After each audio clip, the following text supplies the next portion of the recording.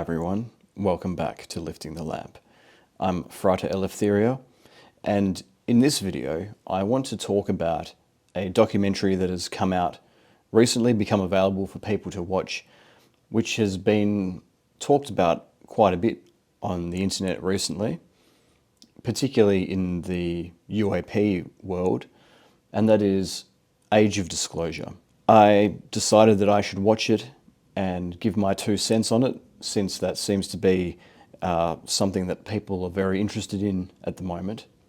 And I thought maybe I would have a different perspective based on my own involvement in researching UAP, experiencing UAP, and interacting with the disclosure movement and so forth. So that's what I did. And I've taken some notes and I'm going to present my opinion. There are some things that could be useful to some people watching this documentary, but there's a lot of things that I found were missing from this documentary, which I would want to see in a documentary on disclosure.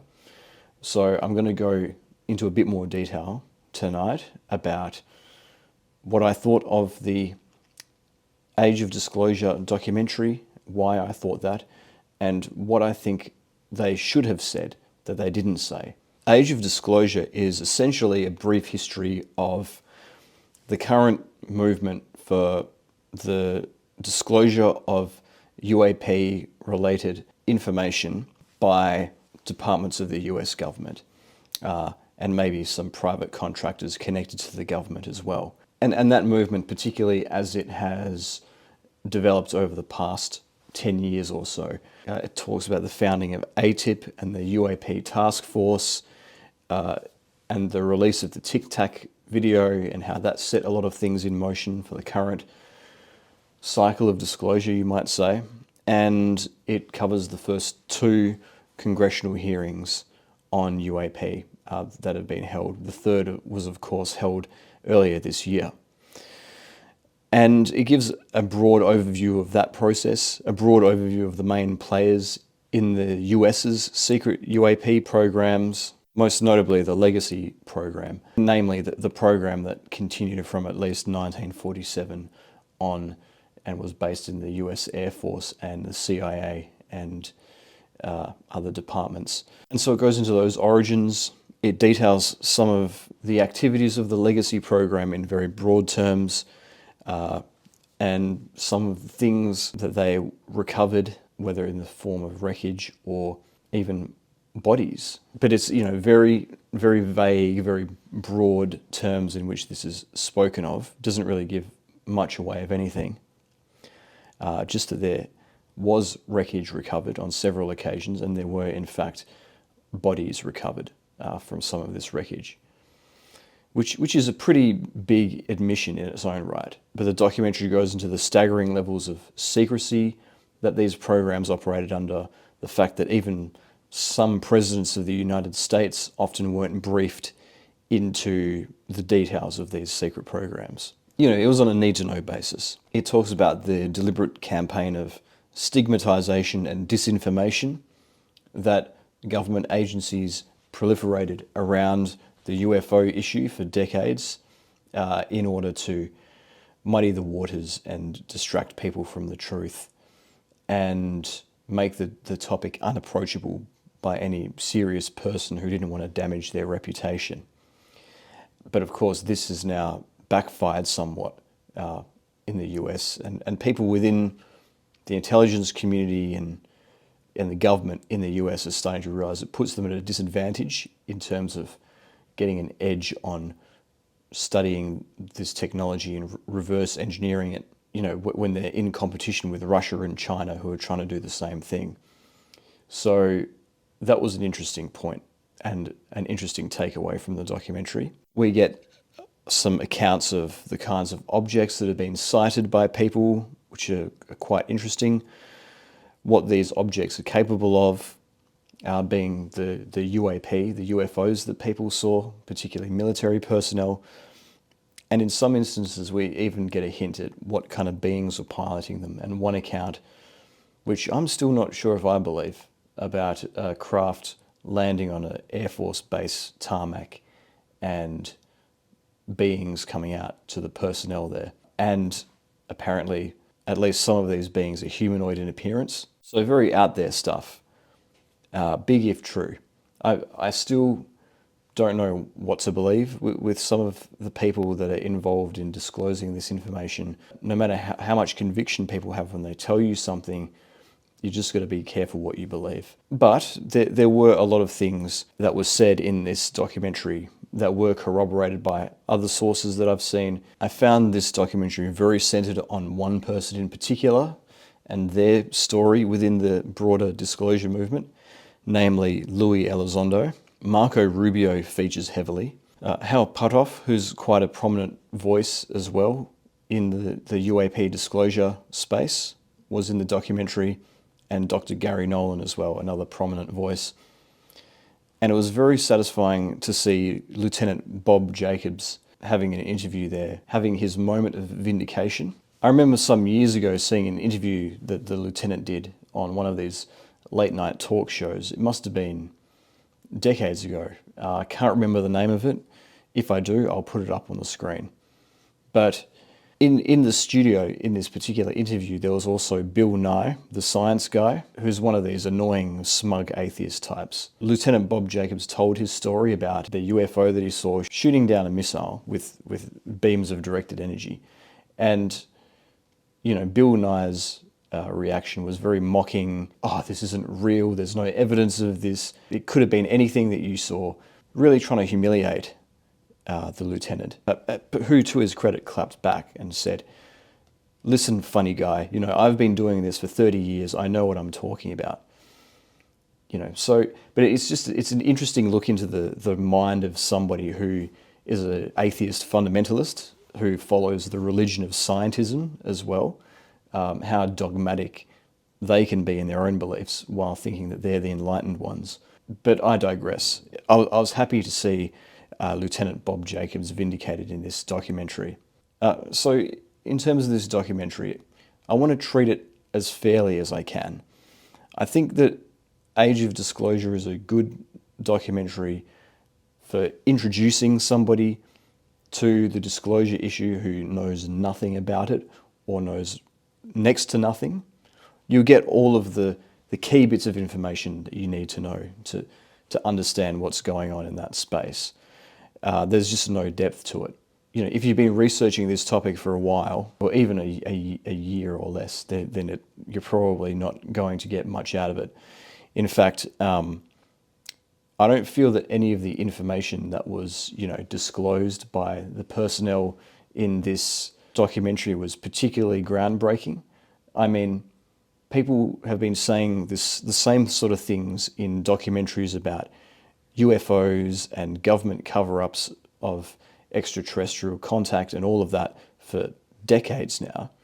The difference is that now it's being acknowledged as credible information because of the way it's presented, because an authority figure is telling us, yes, this was really happening. But we've known about it for decades now, let's be honest. But what was striking to me was not so much what the people interviewed did say, but what they didn't say. And in some cases that might simply be because they don't know certain things. But I think that there was a strong inference throughout the documentary that some of these people at least knew a lot more that they couldn't, or perhaps weren't willing to, for whatever reason, share with the public. And so I feel that there was much more that the public could have been let in on if the intention behind this documentary was to open the public's eyes to the full reality of UAP disclosure. And so now I'm going to talk about those things. What are the things that they could have spoken about in this documentary? So, for example, there was nothing about the US government's remote viewing programs, such as Project Stargate, or the fact that many of the reconnaissance missions by the government to try and get information about these UAP and the entities that were piloting them or controlling them much of that reconnaissance work was not done by sending, military jeeps into the desert to recover wreckage on the ground and take it back to a silo somewhere. But it was actually done by remote viewing, by people who were trained by the intelligence community in top secret programs to project their consciousness outside of their body for the purposes of espionage, basically, and using that as a way of getting information on these NHIs and on the UAP. And if certain people are to be believed even interfacing with UFO craft or with debris or artifacts left behind by these craft. But that was completely missing from this documentary.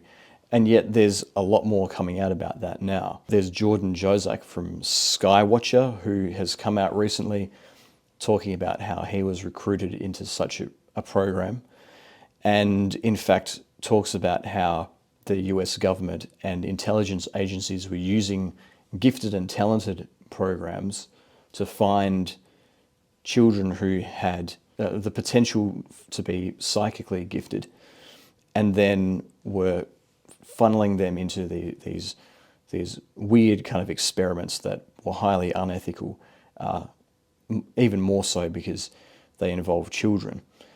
And that's connected to the UAP issue, as I've explained. And that they didn't even go into that. There's a whole other discussion that's happening in certain parts of the disclosure community about genetic manipulation of the human species, potentially by NHIs, and even the topic of hybrids, which even for me is just getting a little too out there. It's probably more than I would be willing to accept as reality at this point on my journey.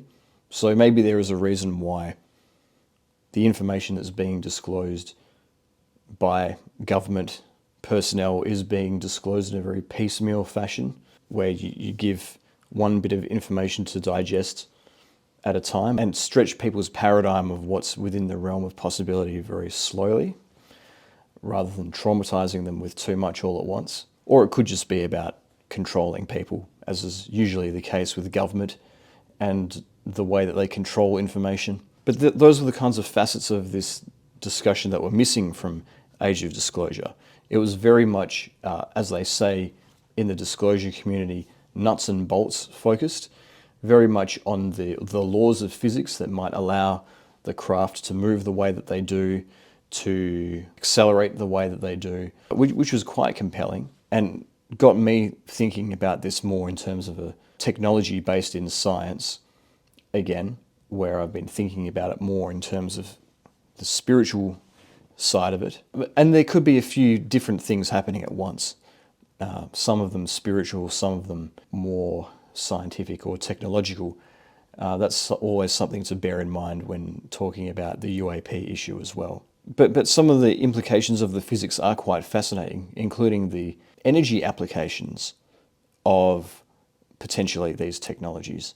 But yeah, there was nothing really about the spiritual side of the phenomenon, or even the fact that at least some of these objects could be spiritual in nature. There was one kind of brief acknowledgement of that school of thought within the documentary when it was talking about Christian fundamentalists within the Pentagon who believed that these UFOs were actually demons.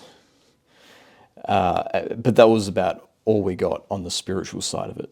But to me, this omission of the spiritual side of UAP was a glaring one, because that is pretty much exclusively my focus and my interest in this topic, is that spiritual side of it. The encounters that I've had as an experiencer have been with UAP and NHIs that are spiritual in nature. And a lot of the research that I have done to better understand the connection that I'm learning exists between the occult and UAP has led me to discover that the techniques that the intelligence community has been using to remote view these things is basically an evolution of a much more ancient form of trying to contact what appear to be the same entities. And that ancient form of contact happened in the form of the ascent traditions of various mystical forms of religion, even shamanism. And so there is definitely a spiritual side to the contact phenomenon. And to understand the full history of contact going back hundreds or thousands of years, you need to understand the spiritual side of it. Because that was, up until 100 years ago, that was exclusively the way that we tried to interface with these entities. There's a whole lot of parallels between how some of these UAP appear, which have been documented by the US government, and the way that angels have appeared throughout history, which didn't get covered at all. And there's also, the whole issue of human consciousness and effects on human consciousness as a result of contact with UAP or the entities which can materialize the UAP. And this is something which Dr. Stephen Greer spoke about in his stuff that was around the 2013, 14, 15 mark. He talks about how there seems to be a relationship between being able to contact these things or communicate with these things telepathically and reaching a certain elevation in spiritual consciousness or spiritual awareness. And the relationship between those two things and how one might influence the other is an intriguing line of inquiry, and one which I think deserves to be explored a lot more. But Age of Disclosure did certainly have a particular type of focus. And one thing as well that came through quite strongly in the documentary was a focus on viewing the issue of UAP in our airspaces through the lens of national security. Almost exclusively, it was viewed through this lens, and viewing the NHIs as a potential threat. And while I understand that from a military or government perspective, it might be hard to see beyond that, it is a very limiting paradigm, and it's a very lizard-brained paradigm, and probably the most unevolved vantage point from which we could think about NHIs and potential contact with NHIs and the implications of UAPs filling our skies. We shouldn't be naive about these things and be completely open to anything, any kind of unknown intelligence that we encounter. But by the same token, there's a whole range of different ways that we can think about how we might have an interaction with such entities. But I have to say, with the exception of Lue Elizondo saying, I know so much and I wish that I could tell you more, but I can't, I think that the documentary ended quite well, actually. There were a couple of notes that it ended on which I really liked. One was when they were discussing the UAP Disclosure Act and the way that vested interests stopped it from being introduced in a way that was going to get the level of disclosure that is really needed, and how that was a bit of an anticlimax. But then you had Tim Burchett saying that the knowledge that was presented in the hearings that have happened will filter down to the people, and what they have already done may well have lit a fuse. The knowledge will spread, the inquisitiveness of people will continue, and humanity won't just have a short attention span and be distracted by the next thing. That's his great hope. And I think that through social media and the internet and the fact that more and more people are becoming aware of this issue, I think that it can be kept alive in a way that we couldn't really comprehend in previous decades. Another whistleblower, Matthew Brown, has been quite outspoken this year in the disclosure space, and he's spoken a lot about citizen-led disclosure and how we can't rely on government institutions to push disclosure further anymore. It's got to be the experiences coming forward and sharing their story. It's got to be the citizens coming forward and leading those efforts, rather than waiting for the gatekeepers in government to say something is true or false. I mean, governments aren't reliable sources of information anyway. They lie about absolutely everything. And they're always the last ones to the party anyway. Whenever there's some earth-shaking change that's taking place, some paradigm shift, they always seem to be the last ones on board. Like, for example, with climate change, there's probably going to be some skeptics watching this, but let me make my own position clear. As far as I'm concerned, the science is ironclad that climate change is really happening, and carbon emissions from human beings at least partially contribute to that. And if we don't do something about it, it might not be the kind of like doomsday scenario around the corner like Al Gore was trying to tell people, but it's certainly going to make life on Earth a lot harder in the decades to come. And so that is a big, important issue that humanity has had to grapple with. And the scientists have known about it since like the 70s. It's only been in the last few years, really, that governments have started doing anything about it, at least in my country. And the last Prime Minister here in Australia was Scott Morrison, and he was very much a climate skeptic at the very least, if not an outright climate denialist. And he famously waved a bit of coal around in Parliament and made a whole mockery of the climate change issue. And that was it. That was his contribution to the public discourse on one of the most important issues in modern history. So, so that was the government. And so while the Australian government spent decades knowing about climate change and doing nothing, guess what the private corporations were doing? Around the 2014 or 2015 mark, when, of course it was profit driven, when the cost of renewable energy became cheaper than using fossil fuels, suddenly all of these corporations had their own targets, had their own initiatives to start to decarbonize. And that's where the change really began. And it became such a huge thing sweeping through private industry, and investors were pulling funds out of fossil fuels and into renewables, that it became the main driver of change. And by the time government actually got on board, the train had already left the station. And so that's government. It's slow, it's sluggish, it's unimaginative. It's all about following rules and procedures. And it's just a terrible way to manage something that it takes as much originality and unconventional thinking as disclosure as to the reality of UAP and NHIs. So I think that citizen-led disclosure is a long time coming. And in fact, as I was watching Age of Disclosure, I started to get the sense that there were perhaps some things that I knew about the NHIs that the government doesn't even know.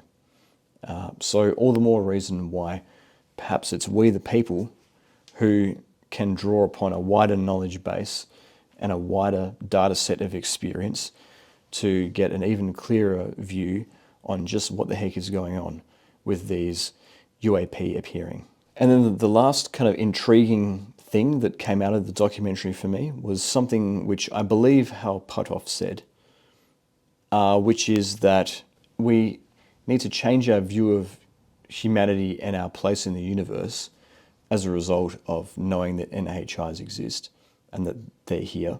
And he describes humanity as being in a melting pot with other species in the universe. And I think that is an intriguing turn of phrase. And when I heard it, it kind of put into words something that I've been starting to feel recently myself as I think about this issue, but unable to really articulate. And really what it is rather than thinking of us and the NHIs in terms of there's us and we're here doing our own thing as a separate entity and then the NHIs are sort of coming in and manipulating us or interfering with us in some way. I think that we have inhabited the same space for so long that I think that the NHI's experience and our experience have become enmeshed in some way. It's like we inhabit the same ecosystem, and so we inevitably influence one another. It's not necessarily about manipulation or control or anything like that. It's just a relationship of codependence after having been around each other for so long. You kind of adapt to each other in that way. And you think about this in nature, it's like the hermit crab. We've got this crab with a soft shell, and it compensates by finding a shell left behind by a mollusk and wearing that as a kind of portable house. Or you think about the way that certain moths have evolved so that they have a pattern on their wings that looks like the eyes of a predator that is quite a separate species, or which appears like the bark of the tree, which helps them to blend in. We see different parts of nature influencing one another's development. And I think that perhaps something similar is happening with us and the NHIs, and that them leaving the artifacts behind, or the wreckage, if you will, is like the mollusk leaving the shell behind for the hermit crab. And I've been thinking about it more in those terms. To me, that's a more empowering way of looking at it as well, because we don't know what the real intentions of these NHIs are, but they appear to be so far in advance of us that even if we did know, there wouldn't be much that we could do about that. But what we can do is we can choose how we adapt to this new situation, this new knowledge of our reality, and we can decide how we use this knowledge for our own benefit, for our own evolution and upliftment as a species. And so those were the sort of thoughts that I had after I listened to that last line about the melting pot of the universe. And yeah, for me, those were the key takeaways of the Age of Disclosure, and also some of the other things that I think could have been spoken about, which were related to the theme of that documentary. So I hope that you enjoyed this video. If you did, please leave a like, subscribe to this channel to support my work, hit the notification bell to receive updates when I post new videos. You might have your own opinions on the Age of Disclosure and what you thought of it. I'd love to hear them, so leave those comments down below if you have them. And if you want to support me further, you can hit join or thanks down below, and there'll be something around the video somewhere about merch if you want to support me that way as well. So thanks again for listening, and I'll see you next time.